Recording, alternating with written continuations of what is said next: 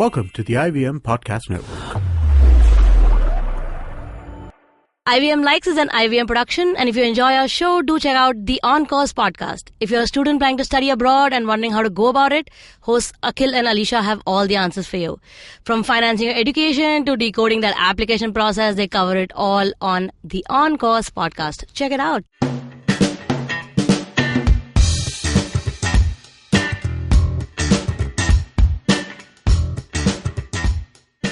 Welcome to another episode of IVM Likes. I'm Sharanya and today I'm in the studio with Josh and Abbas. Say hi, guys. Hi. We sound very excited. It's a very nice Friday evening. It is, yes. We're recording this on Friday.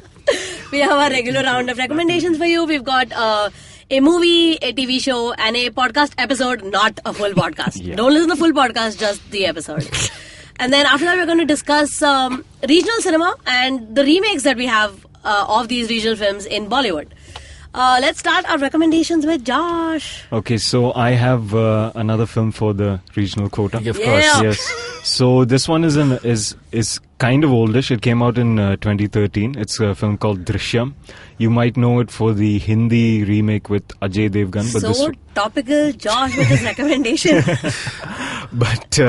this one has Mohanlal in it, and so this film is essentially about a family, a very sort of normal family, father, mother, two daughters, and it is a drama thriller. That's how it's sort of classified. And the thing is, when watching this film, like the first half till the interval, you think this is just like some family film. They're going to the mall and getting lassi or whatever, and then it's like they're just doing really normal things, and then this guy, he runs like one TV channel and all, and it seems all this family stuff, and then suddenly just before the interval something dramatic happens. Okay. I'm not going to give it away because I don't want to give away any spoilers. And so post interval, suddenly it's like this edge of your seat thriller. Okay, and I mean edge of, because this is like one of those, like with thrillers, you're always trying to second guess it, right? You're always trying to figure out, okay, where are they going with this? Oh, what can you do? Blah, this. This one is like, you just don't know which way this thing is going to go, man. I'm like, oh my god. And Mohanlal kills it in this film. Like, I saw him in Puli Murgan, and if you see that film, he's sort of like this very kind of action hero, almost like a Salman Khan type character. But here he plays this father who has to protect his family, and I just don't want to give any plot details, but this film is just too awesome. You will not be... I would say the only thing is, like, the first half of the film, the only drawback I would say is that there are these arguments he has with his wife where he kind of puts down his wife, and they're not sort of... They're a bit... It's a bit this thing Classic to watch. set Yeah, it's like, it's a bit uncomfortable to watch.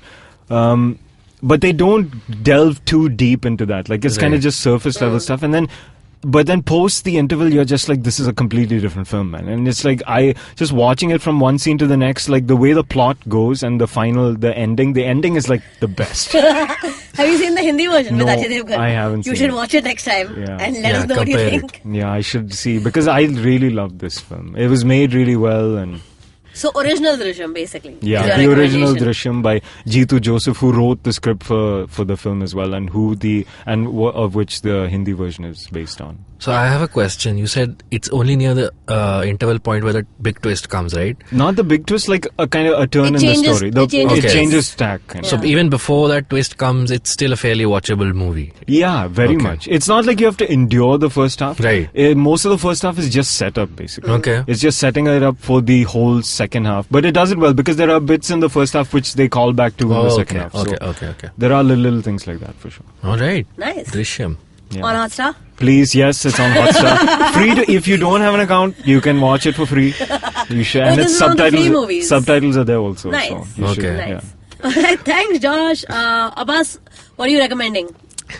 So as you set up top in the podcast, that in this podcast that I am recommending a podcast episode, the episode I am recommending is from a podcast called You Made It Weird. Very fairly popular podcast. Love that podcast. Hosted by comedian Pete Holmes. So as opposed to your disclaimer, you can listen to the entire podcast Listen, all also. episodes are good. Most All episodes are very good, yeah. I'm sure you've heard way more episodes than me.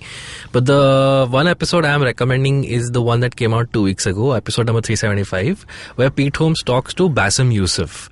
Bassem Youssef, for those of you who don't know, is known as the Egyptian Jon Stewart. Basically, what he did was he did a news-based comedy show in Egypt while the Egyptian revolution was going on. Nice. While all of this was happening. So Bassem talks at length about his life in Egypt, and now he's in America and he's settling down there and doing stuff there. But it's a very good podcast to listen to because he talks about the perspective of doing that kind of comedy from another country. Okay, America has the Jon Stewarts, the Stephen Colberts, the late the night Jimmy hosts, Fallons, the all of those. But to do that kind of a show in Egypt was still a big deal. So the kind of risks he took were massive. And early on in the podcast, he talks about how, of course, he lived in Egypt, so he was educated in Arabic. He was a heart surgeon. So the basics of comedy he learned were by watching shows like Friends, Frasier, and Seinfeld. Right? Which is, and the one thing that I relate to a lot is because a lot of these things are applied to us in India as well. We also learned most of our basics of comedy and American culture from these shows. Right. So he speaks about how he would watch the episodes of Seinfeld and Frasier again and again because the first time he didn't get the jokes. But with Friends it was fairly simple and straightforward, so he would get them. So he talks about that. He talks about how watching Jon Stewart in the early to late 2000s kind of made him learn how to do political comedy because he would make fun of George Bush and all of those things. And the interesting thing is that when Pete Holmes asks him, how do you feel about America now that Trump is the president? He's like, dude, I've been under a regime. I've been doing comedy under a regime. What you have now, no matter how bad Trump is, he's still letting you get away with a lot of stuff. Because you still get to make fun of him every night and you're still fairly free people. Yeah, because they're still a democracy. Yeah, but taking off from that, he also talks about how he did his show for about 5 years in Egypt, and in those 5 years, multiple regimes changed. There was the Muslim Brotherhood, then the army took over, and there is one particular section in the middle where he talks about how when the army took over, they would glorify the soldiers and they would not let you criticize the country or the army in any way, which is so relevant right now that no matter what you do, the army comes in and you're discouraging our soldiers and you're doing this and doing that. So all of that is eerily similar, and if we are going down that path, it doesn't really end very nicely because now Bassem has to shift to the US to do his comedy. They also talk about this documentary that is made on him on Netflix called Tickling Giants. You don't have to watch the documentary to listen to the episode. So in all, listen to the episode just if you're someone who likes comedy, someone who wants to know how it is to do comedy in the under a very strict regime. My funniest bit I once learned was Pete Holmes asked him, under so much stress, how did you go on writing jokes and doing a show? And Bassem said that I knew I had to make the show funny because I had to live up to an image, because if they bomb us, I'll die, but if I do a bad show, I'll get criticized on Twitter, and I can't deal with that. I can deal with getting bombed, but not criticism on Twitter.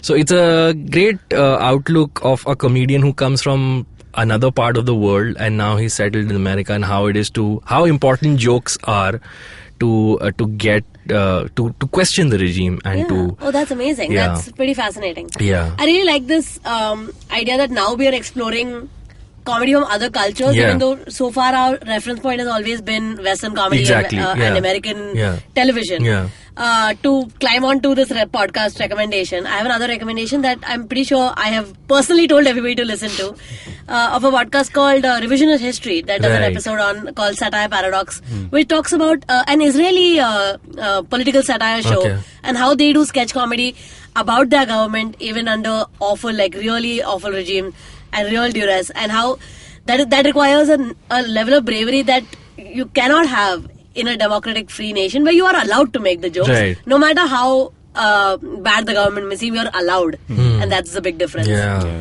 Oh, cool. Nice recommendation, Abbas. Yeah, so episode 375 with Bassem Youssef. You made it weird. Nice.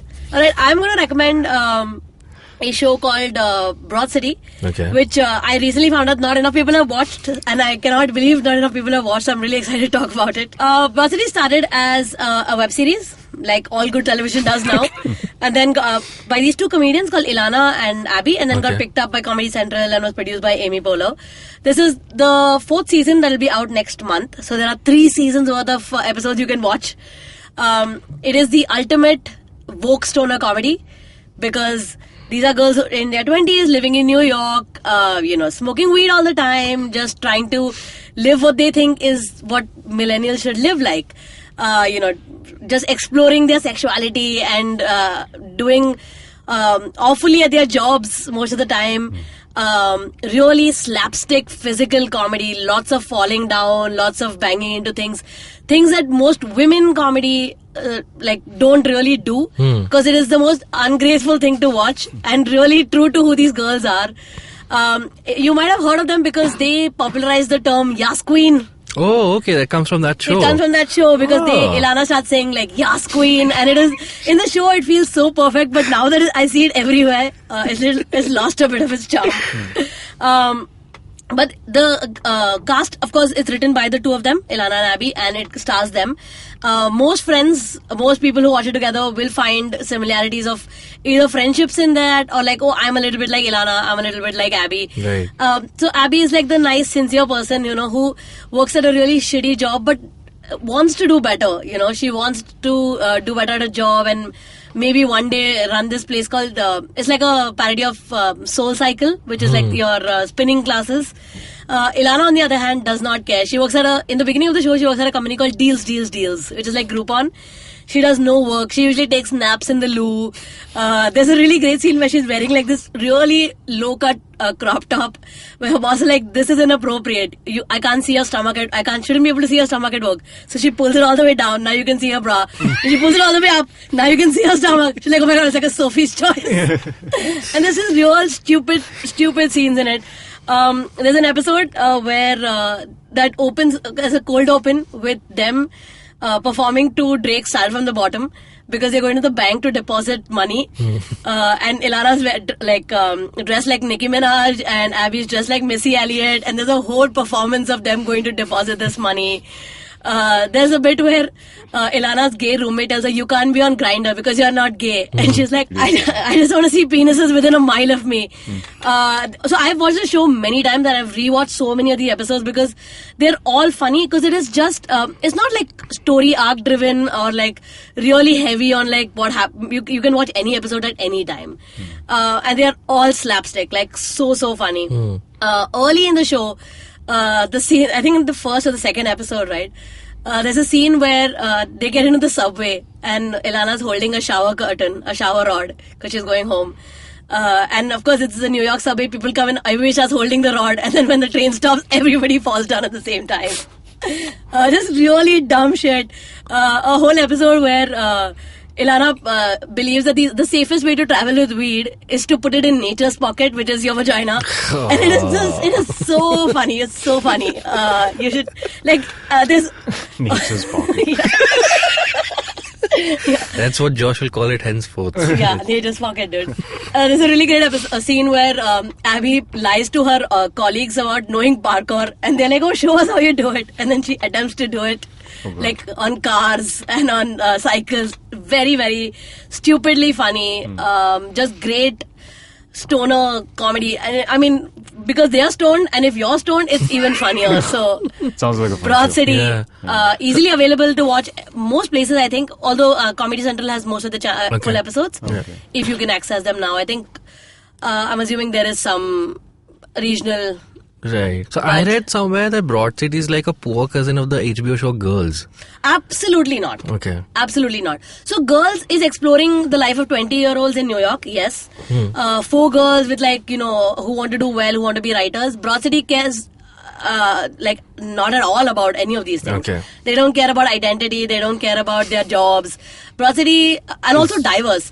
Because Broad City opens the first season with Ilana's boyfriend Hannibal Buress, who's a dentist.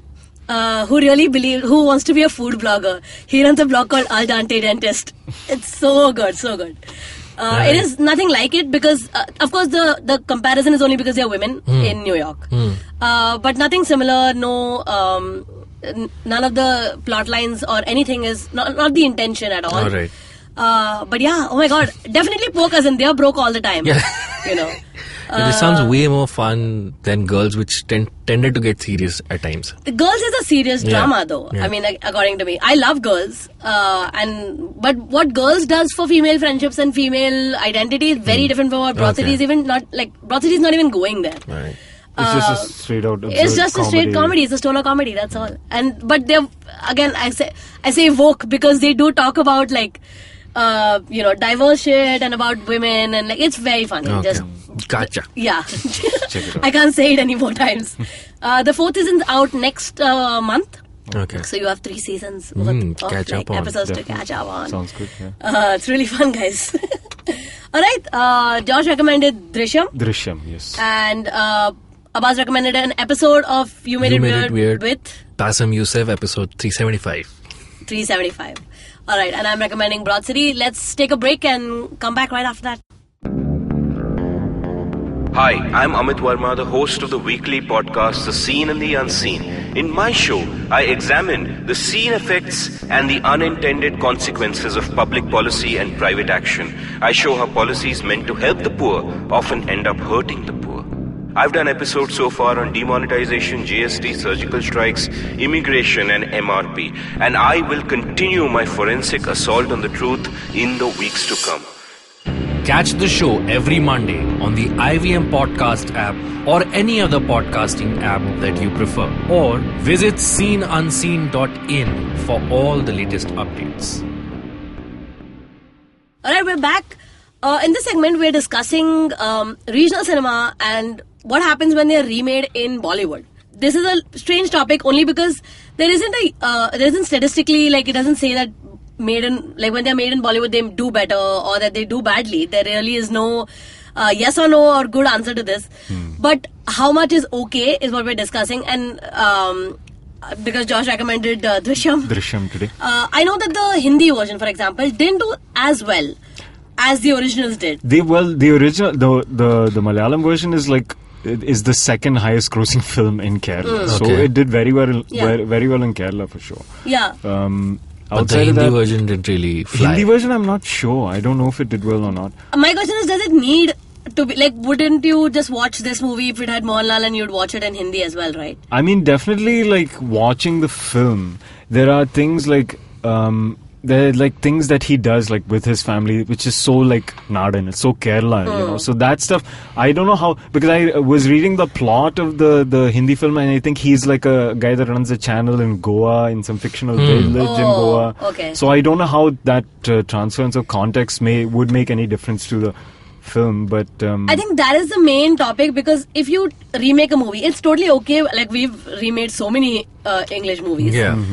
But what is the cultural loss when we're in the same country? I'm saying when we remake a Bengali movie or a Tamil movie or a Malayalam movie, the context of that region and that culture is completely lost. Like I just saw a trailer of this movie with Ayushmann Khurrana and Bhumi Pednekar, which is a new movie called Shubh Mangal Savdhan. So the original Tamil version I have seen, even though I don't understand Tamil, and it is hilarious.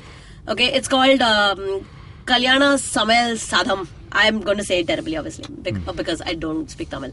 But it's basically about this guy who suffers from erectile dysfunction. All of that really, classy, crass comedy that Tamil cinema does beautifully. I'm sure that they may do a good job. I'm not saying they won't. But I feel like I would lose so much cultural context, because what the name itself means is a wedding feast. Is like sadam means rice. It's like people come in for a wedding feast, which I feel like I would lose, right? And I feel like, does it need a Hindi version? Like, But you say you don't understand Tamil, then how did you find the film hilarious? I mean, I watched it with my family who kept it. I understand it, like I don't understand every word, but I understand it in context. Oh, I see. Like when my parents speak to me, I understand it. But I don't understand every single word. it's a vocabulary issue. Yeah. Yeah, but that's the thing, right? Your sensibilities carried the movie through because you somehow relate to those Correct. characters. Because I see what they're doing and I'm like, yeah, this happens at our weddings. I know. Yeah. I am a strong proponent of, if regional cinema or if a film in a language that's not Hindi does well, and when I say does well means it's appreciated, it gets a national award or it gets accolades, goes to film festivals, then that film should be released in theaters widely. More people should go out to see it. You should use...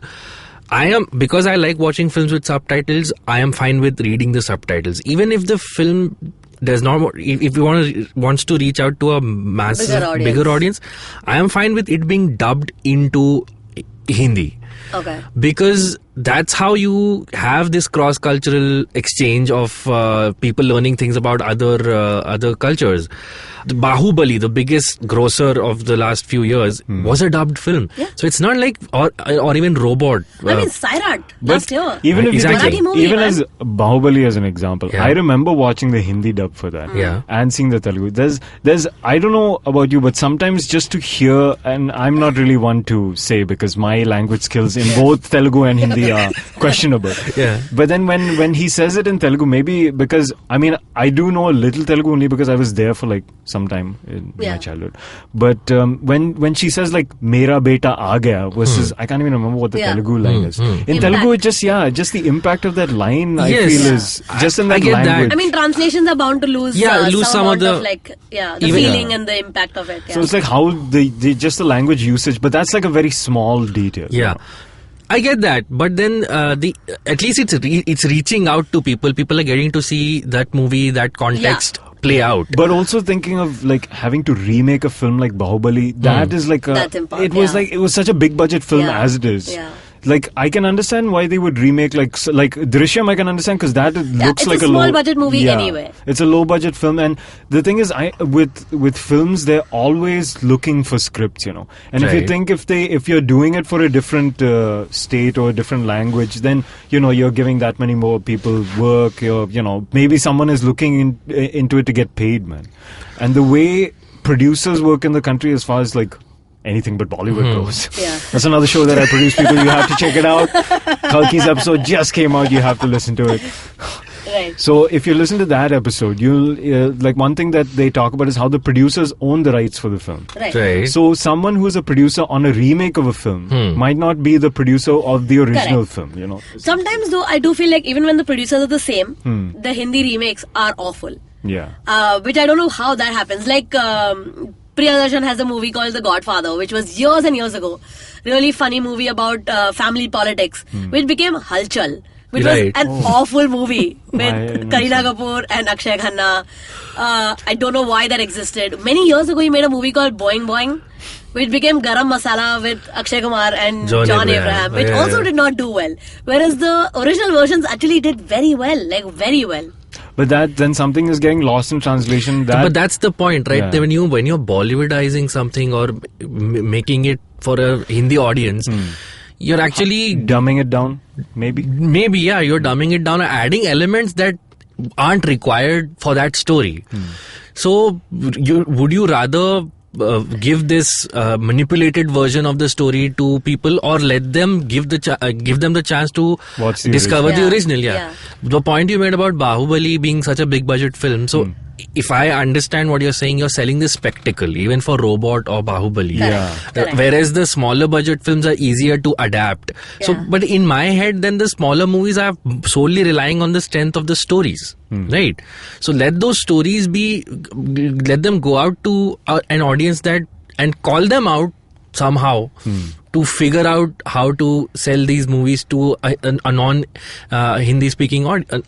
To a Hindi-speaking audience, sorry. Yeah. Right now, what is happening is that there are also these I won't call them stereotypes, but these camps that are forming that in the South, you have these big-budget mythological films or sci-fi fantasy thing. In Bengal, you have the detective film because they have Satyajit Ray's Feluda to fall upon, and they make the more arty films. And then somewhere Bollywood falls, which is only seen as entertainment. So I think if there's more of a cross-cultural breeding of the films, where films go of one language go to people of another language, they'll understand the culture more and they'll be exposed to it. Is what I feel. Yeah, that's fair. But the thing is, see, with Bahubali, so many people watched that film. Yeah. Yeah. And it was a Telugu film. Yeah. Yeah. And for me, that's for me. It's a marketing issue. It's a like marketing people issue. are not. If you could market these, like Puli Murugan, man, it would do well across India. I feel, but then Why do you think it hasn't? because I feel like whoever owns the rights, so they're not like distributing it, or I don't know why they're not marketing it more in like cinemas, or why they can't do it. Maybe there's some restriction, because honestly, I know like with Malayalam cinema, like you were talking about like a sort of cross Cultural exchange kind of thing. Yeah. Because I know I was just looking through one of these archives from another person that we interviewed on Anything But Bollywood. Okay, and so they're doing this whole archive of Indian cinema, and I was looking at Malayalam films from the 50s, and I found so many films that were remakes from Hindi films. Okay. Oh, I'm sure that has happened as well, no doubt. Yeah. No doubt. So it's like there's definitely been like a back and forth. Yeah. I mean, in terms of artistic merit, there's always things that maybe the original will lack, or maybe that the remake will do better. But sometimes I feel like it's like which one you reach first also. It could be that. Because So right now, the feeling I get is that India is still by and large associated with Bollywood. Correct. So Bollywood is still at the top of the totem pole, and they're almost treating the South Indian movies as a testing ground, that if it does well there, then we'll adapt it, and somehow it'll make some money. It's like startups, man. It's like South Indians are the startups, and all these Bollywood people are the VCs. They just grab the ideas. Like, you want to plug another startup show over here? Shunya one. Damn, Josh. Oh, very good, Josh. I really appreciate all the plugging. It's very nice. But okay, I get all the points, and I get that it's a good thing technically to have some amount of cross breeding of ideas. Getting into eugenics now. Yeah. But okay, what the other thing I am thinking about, right?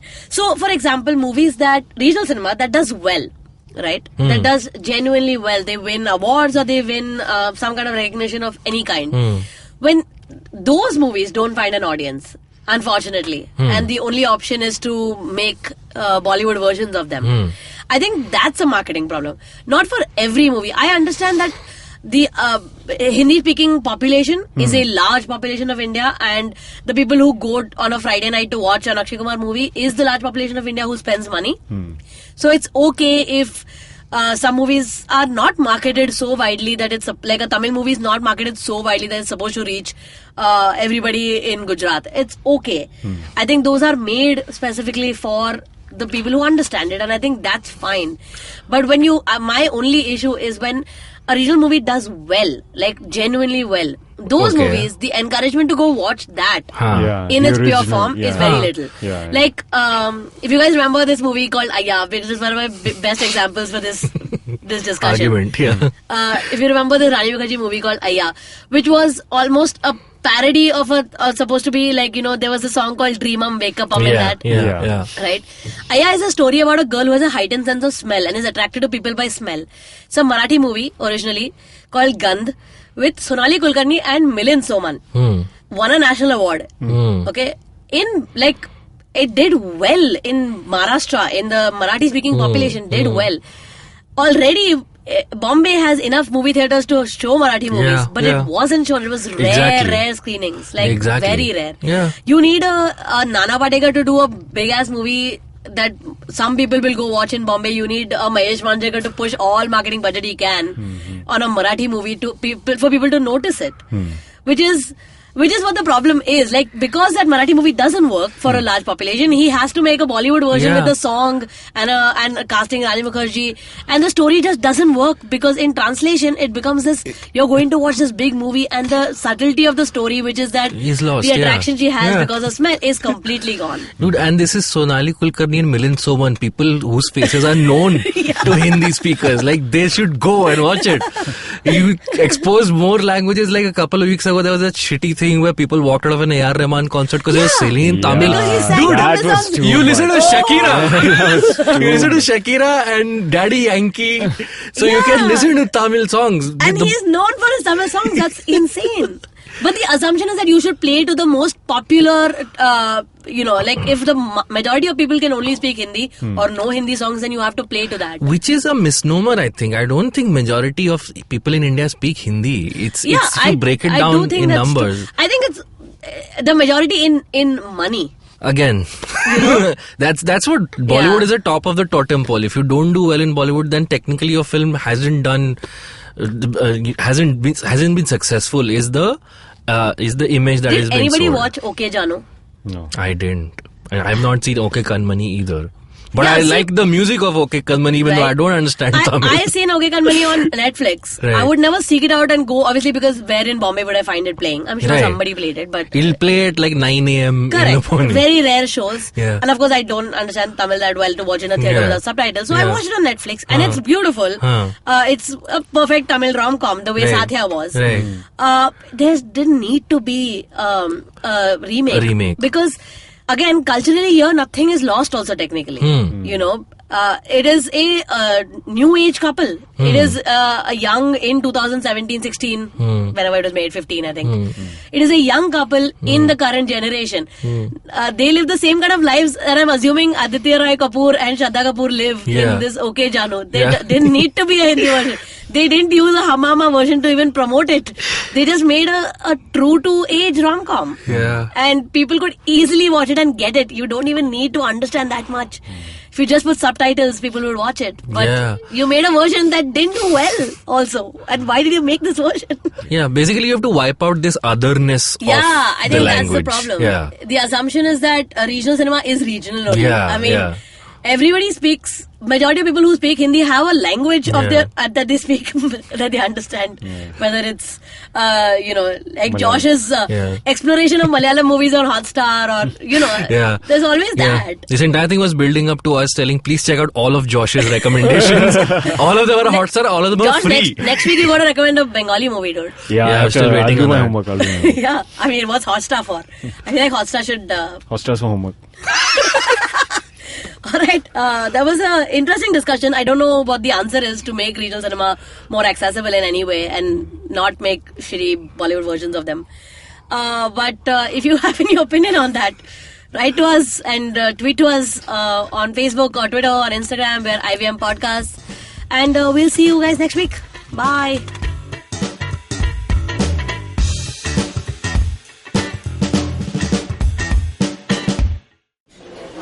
Excuse me, भैया. Excuse me. बोलिए madam. Menu में क्या है? Menu में scene unseen है, podcast है, on course है, Cyrus है, made in India, rediscovery project, empowering series, sex wax है, IVM लाइक्स है, सिंप्लीफाइड है, कीपिंग इट क्वियर है, टिंग्स एंड डेस्टिनेशंस है, माय नेबर जकरबर्ग है और द फैन गराज है. आपको क्या चाहिए? एक बार रिपीट कर देंगे क्या? रिपीट नहीं करता हम. आप जाओ IVMpodcast.com पे और सुनो ये सब, या फिर डाउनलोड करो उनका ऐप. सब आपकी उंगलियों पे.